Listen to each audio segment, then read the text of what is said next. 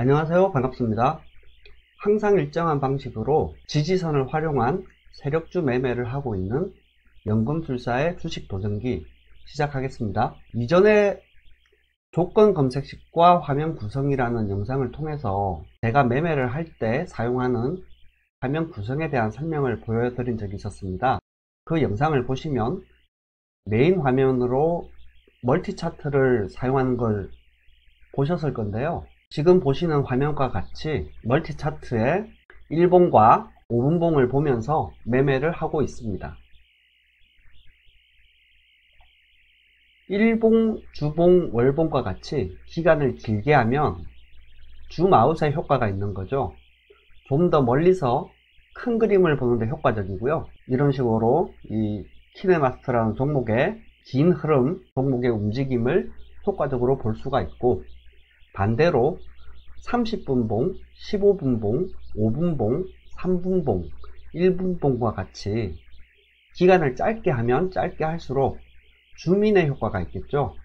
가까이서 자세히 보는데 효과가 있을 겁니다. 제가 종목을 매수하는 과정을 설명을 간단하게 드리자면, 검색식을 통해서 검색된 종목들을 저장을 시켜 놓고요. 작년까지는 하루에 검색되는 종목이 그렇게 많지가 않았는데요.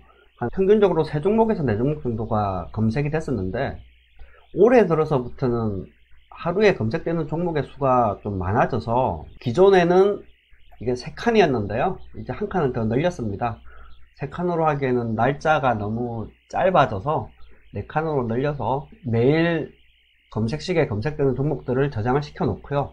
첫 번째로 이 종목들을 이제 클릭을 하면서 1봉을 보고요. 이 멀티 차트로 설명을 드리기에는 좀 화면이 작은 느낌이 있으니까 자동일지 차트로 설명을 드리겠습니다. 좀 전에 보여드렸던 매일매일 검색식에 검색된 종목들을 이런 식으로 하나하나 이제 클릭을 하면서, 첫 번째로 이렇게 1봉을 보면서 기본적인 종목의 시세봉과 그리고 지지선, 그리고 현재 가격대가 세력의 평균 단가보다 너무 높지는 않은지, 상승 추세가 무너지지 않고 유지가 되고 있는지 등을 확인을 하면서 그날의 관심 종목을 발굴을 합니다. 두 번째로는 그렇게 차트상으로 발굴된 종목들의 재무제표, 공매도 현황, 테마의 성격, 신용 비율 등등의 제반 사항의 확인을 통해서 최종적으로 당일의 관심 종목 리스트를 등록을 시켜 놓습니다. 이런 식으로요. 이게 제가 오늘 관심 종목으로 등록을 시켜 놓고 지켜볼 종목들입니다. 그렇게 등록된 관심 종목들을 장중에 지켜보는데요. 이때 활용하는 지표가 5분봉입니다. 저는 종목을 매도를 할 때는 호가창을, 매수를 할 때는 5분봉을 가장 중요하게 보고 있는데요. 5분봉을 보면 최근에 그 종목 흐름을 살펴보기에 용이한데요. 1봉에서 미처 확인할 수 없었던 내용들을 볼 수가 있습니다. 자, 오늘은 종목 매수 시 5분봉의 활용, 그 중에서도 유심히 지켜보는 특징 2가지에 대한 말씀을 드리겠습니다. 지지선을 기반으로 매매를 하는 데 있어서 이렇게 지지선을 지켜주고 반등을 할 것인지, 또는 지지선을 깨고 하락을 할 것인지가 중요하잖아요. 지금 살펴볼 이 2가지의 특징들이 나타난다고 해서 항상 상승하는 건 아니지만요, 지지선을 지켜주고 상승할 확률을 조금 더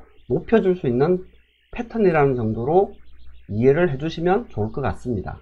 자, 5분봉에서 첫 번째로 살펴볼 특징은 매수세의 확인입니다. 이제 5분봉으로 한번 볼 건데요. 키네마스터라는 종목을 보면 이 부분과 이 부분에서 매수를 했습니다.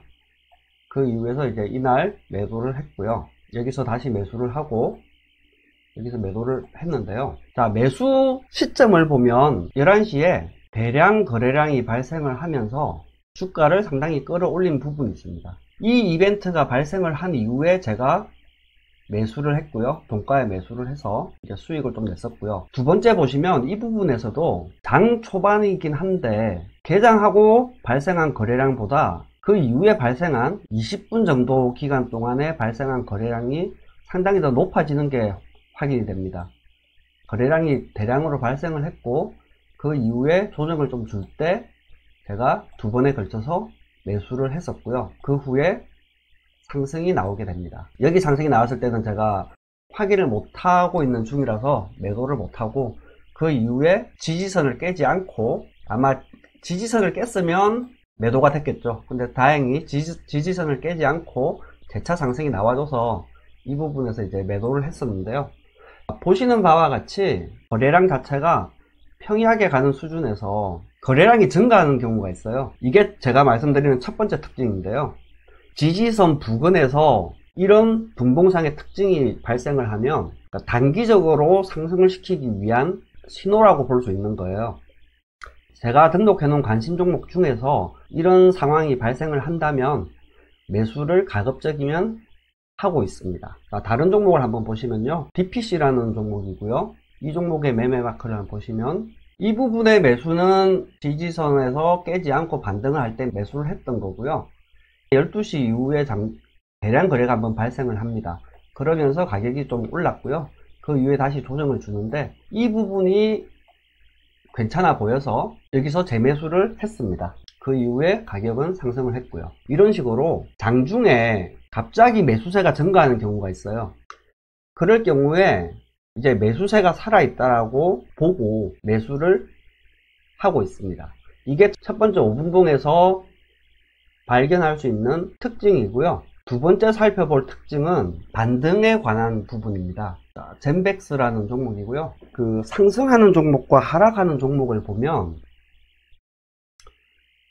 결과론적이긴 한데요.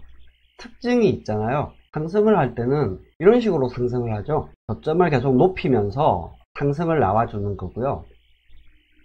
반대로 하락을 할 때는 이런 식으로 하락을 하죠. 저점을 계속 낮추면서 하락을 하게 됩니다. 이 부분을 분봉상으로 확인을 하는 건데요. 젠백스라는 종목을 살펴보면요, 여기서 기본적인 건 당일 관심 종목, 다시 말해서 지지선 부근에 있을 경우에 한해서 말씀을 드리는 겁니다. 그 부분은 오해가 없길 바라고요. 반등을 주는 건 여기 보시는 것처럼 이렇게 계단식이죠. 저점을 위로 올리고 있죠. 저점을 위로 올리는 이런 계단식 반등을 보고 저점 부근에서 매수를 하는 겁니다. 그리고 이 상승세가 유지가 되면서 매도를 했고요. 여기서도 보시면은 저점을 만든 이후에 상승하다가 하락하다가 다시 이렇게 상승을 하죠. 이 저점을 끌어올리고 있습니다.